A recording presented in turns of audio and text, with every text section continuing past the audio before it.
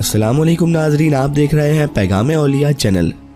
लाखों करोड़ों दुरूद सलाम हुजूर पाक सल्लल्लाहु ताला अलैहि वसल्लम पर और उनकी आले पाक पर।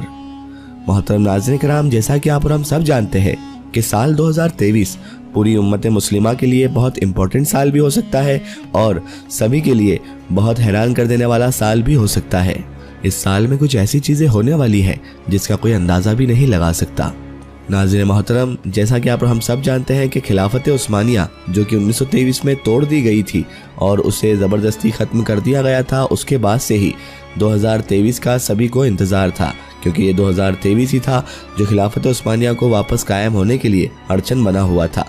बहरहाल नाज़रीन मोहतरम, आज की इस वीडियो में हम आपके लिए दुनिया को बदलने वाली 2023 की कुछ बातें लेकर आए हैं, जिसके बाद मक्का मदीना तुर्की का हो जाएगा। और आप भी जानते हैं कि जब से तुर्की की खिलाफत मक्का मदीना से हटी है तो क्या हुआ है। बहरहाल नाज़रीन मोहतरम, ये लगता तो बहुत मुश्किल है, लेकिन अल्लाह जब चाहे जो चाहे वो कर सकता है। तो आइए जानते हैं कि दुनिया 2023 में क्यों बदलने वाली है और इससे किस किस को खतरा है, किस किस को फायदा है, और क्या मक्का मदीना वाकई में आले सऊद से तुर्की को मिल जाएगा। ये सब जानेंगे हम इस वीडियो में। नाज़रीन मोहतरम, जैसा कि आप और हम सब जानते हैं कि तुर्की खिलाफत उस्मानिया यानी कि सल्तनत उस्मानिया का मरकज रहा है।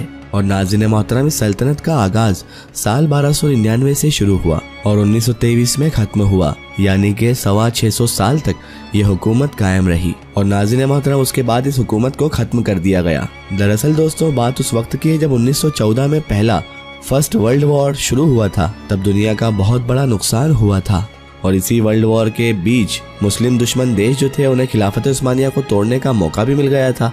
और इन देशों ने अपनी साजिशों के तहत तुर्की में अपने सारे जासूस तैनात कर दिए थे और बहुत सारे तुर्की के दोगले मुसलमानों को, नाम निहाद मुसलमानों को खरीद भी लिया था, क्योंकि जितने भी मुस्लिम दुश्मन देश थे इन सब में खिलाफत उस्मानिया की इस अजीम फौज से लड़ने की हिम्मत ही नहीं थी। इसीलिए इन्होंने चालबाजियां करके और साजिशें करके इसे तोड़ने की भरपूर कोशिश की। और दोस्तों, इन सभी जासूसों में, इन सभी दोगलों में एक मुस्तफ़ा कमाल खान अतातुर्क भी था, जो नाज़रीन मोहतरम सिर्फ और सिर्फ कहने का ही मुसलमान था, एक ऐसा मुसलमान जो नाम निहाद था। और इसी के जरिए तुर्की को कमजोर करके ब्रिटेन के लोगों ने तमाम मुस्लिम देशों को आपस में लड़वा दिया था, जिसमें नाज़रीन मोहतरम सऊदी अरब भी शामिल था। और यही वजह है दोस्तों कि आज भी तुर्की और सऊदी अरब की आपस में इतनी बनती हुई दिखाई नहीं देती। 1923 में दोस्तों इसी मुसलमानों की सबसे अजीम और बड़ी सल्तनत को साजिशों के तहत खत्म कर दिया गया था। और उसी दौर में सल्तनत उस्मानिया के एक खलीफा के साथ जबरदस्ती एक मुआहिदा, एक एग्रीमेंट किया गया।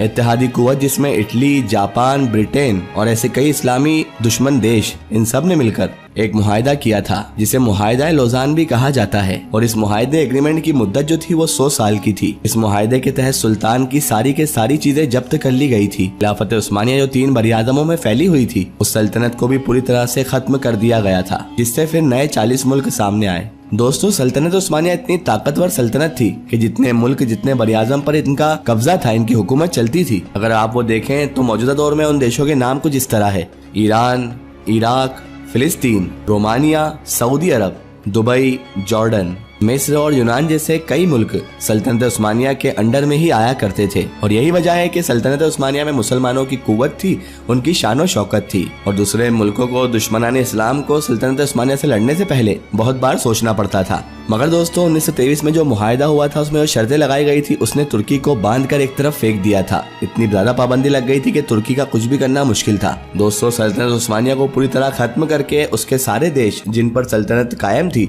उन सब देशों को अलग अलग कर दिया गया, तुर्की को सेक्युलर देश बना दिया गया। और भी बहुत सारी शर्तें थी जो आप लोगों को हम पहले की वीडियो में बता चुके हैं। यहाँ तक कि इस्लाम और सल्तनत उस्मानिया पर पाबंदी लगा दी गई। बल्कि दोस्तों, ये तो आप सभी को शायद ही मालूम होगा कि शुरू में तो अरबी जुबान में अजान देने पर भी पाबंदी लगा दी गई थी। और दोस्तों, आपको जानकर हैरानी होगी कि इस मुआहिदे के पक्ष में साइन करने वाला और कोई नहीं, मुस्तफ़ा कमाल खान पाशा अतातुर्क ही था, जिसने उसके बाद हर जगह तुर्की में बेहयाई और नंगा नाच फैलाकर रख दिया था। ये चाहता था तुर्की का पूरी तरह से शरियाजा बिखर जाए, लेकिन अल्लाह ताला जिसको सवार देता है उसे कोई बिखेर नहीं सकता।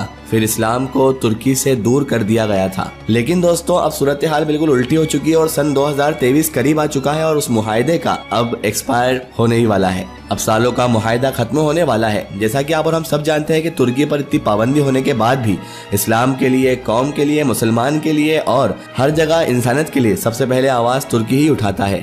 तो उस पर जब पाबंदी थी और उसने इतनी आवाज़ उठाई, कौम के लिए खड़ा हुआ, तो अब ज़रा सोचिए कि जब उस पर से पाबंदी हट जाएगी तो दुश्मनाने इस्लाम का क्या होगा। इसी वजह से ईसाई, सलेबी, यहूदी सभी लोग बहुत ज़्यादा टेंशन में हैं और परेशान घूम रहे हैं कि अब तुर्की पर से पाबंदी हट जाएगी तो हमारा क्या होगा। ये लोग यही चाहते हैं कि तुर्की ऐसा ही रहे, कहीं ये पहले जैसा तुर्की ना हो जाए, यानी सल्तनत उस्मानिया वाला।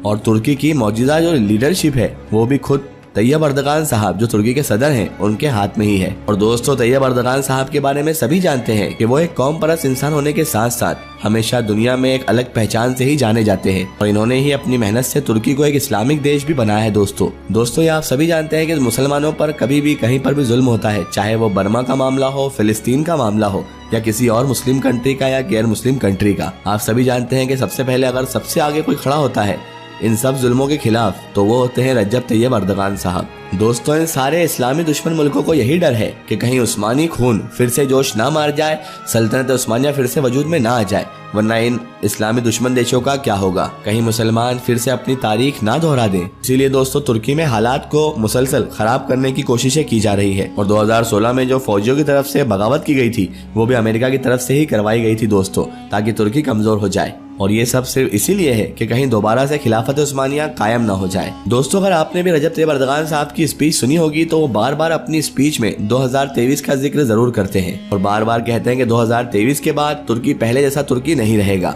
ये तो आप सभी जानते हैं कि रजब तैयब अर्दगान साहब और तुर्की के तमाम तर लोगों में किसका खून जोश मार रहा है, क्योंकि वो अर्तुगरुल गाजी साहब, उस्मान गाजी साहब और ऐसे लोगों के खानदान से हैं और ऐसे लोगों को मानने वाले लोग हैं, तो क्यों ना वो मुसलमान के लिए हमेशा खड़े होंगे। और यही बात दोस्तों अब सारे इस्लामिक दुश्मन मुल्कों को तंग भी कर रही है। दोस्तों, आपको भले ये मालूम हो या ना हो, लेकिन मक्का मुअज़्ज़मा और मदीना शरीफ की जिम्मेदारी खुद अल्लाह तबारक व तआला ने 625 साल तक तुर्कों को दे रखी थी, जो कि पहले तुर्की में हुआ करते थे। लेकिन सल्तनत उस्मानिया जिसकी बुनियाद अर्तुगरुल गाजी साहब और उनके बेटे उस्मान गाजी साहब ने रखी थी, उसके खात्मे के बाद ये पाक शहर मक्का और मदीना शरीफ तुर्की से छीनकर आले सऊद को दे दिया गया और आले सऊद ने उसके बाद वहाँ क्या किया ये सब आपके सामने रोशन है। लेकिन दोस्तों, अब 2023 में तुर्की के 100 साल वो पूरे होने वाले हैं और एग्रीमेंट खत्म होने वाला है, जिसके बाद अब काबा शरीफ और मदीना शरीफ की जिम्मेदारी खुद तुर्की लेना चाहेगा। क्योंकि दोस्तों, तुर्की का यही मानना है, तुर्क लोगों का यही मानना है कि मक्का मदीना हमसे लिए नहीं गए बल्कि छीने गए हैं। और दोस्तों, जैसा कि आप और हम सब जानते हैं कि आले सऊद कभी भी सऊदी अरब को छोड़ने के लिए राजी नहीं होंगे। जिम्मेदारी अगर छोड़ देंगे तो ये तो जो पैसा कमा रहे हैं वहाँ से सब चीज़ों की आड़ में, वो कमा नहीं पाएंगे। इसीलिए सारा का सारा मामला उसके बाद मुस्लिम देशों की वोटिंग पर चला जाएगा। और दोस्तों, क्योंकि तुर्की 2023 के बाद इतना पावरफुल हो जाएगा कि कई देश मिलकर भी उसका मुकाबला नहीं कर पाएंगे और तुर्की की इकोनॉमी 2023 बाद ऐसी भी बढ़ सकती है कि शायद कोई अंदाजा भी ना लगा सके। और तुर्की 2023 के बाद खिलाफत उस्मानिया को कायम भी कर सकेगा और उसकी मान भी कर सकेगा, जिससे फिर तुर्की की इकोनॉमी बहुत ज्यादा ऊपर भी जा सकती है। क्योंकि दोस्तों, आने वाले कुछ टाइम के बाद दुनिया पूरी तरीके से बदलने वाली है और आप भी यही हैं और हम भी यही हैं। इंशाअल्लाह अल्लाह ने जिंदगी दी तो हम खुद अपनी आंखों से उस बदलाव को देखेंगे। अब देखना यह है दोस्तों कि तुर्की के सदर आला और मुसलमानों के हीरो रजब तैयब अर्दगान साहब वो क्या अपनी तारीख को फिर से दोहरा पाएंगे, क्या फिर से इस्लाम का परचम सल्तनत उस्मानिया की तरह ही बुलंद हो जाएगा। और इस बारे में आप लोगों की क्या राय है हमें कमेंट में ज़रूर बताएं। और अगर आप चाहते हैं कि आले सऊद पर भी हम वीडियो बनाएं कि किस तरह आले सऊद ने सऊदी अरब पर कब्जा किया है, तो आप कमेंट सेशन में हमें ज़रूर बताएं। इंशाअल्लाह तबारक व तआला हम आप लोगों तक वो सच्चाई ज़रूर पहुँचाएंगे जो हमें मालूम होगी। आखिर में अल्लाह तबारक व तआला से यही दुआ है कि अल्लाह पाक रसूल खुदा सल्लल्लाहु तआला अलैहि वसल्लम के सदक़े तोफ़ैल में इस्लाम का बोलबाला फरमाए, इस्लाम के परचम को उस बुलंदी पर पहुँचा दे जो सहाबाए किराम, ताबईन और औलिया अल्लाह के दौर में था।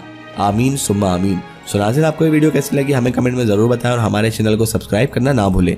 इस वीडियो को ज़्यादा से ज़्यादा शेयर करें और इसे तमाम औलिया किराम, तमाम बुजुर्गान दीन के चाहने वालों तक ज़रूर पहुँचाएं। सो फिर हाज़िर होते हैं आपके लिए एक और बेहतरीन वीडियो के साथ। तब तक के लिए खुदा हाफिज़। अस्सलामु अलैकुम।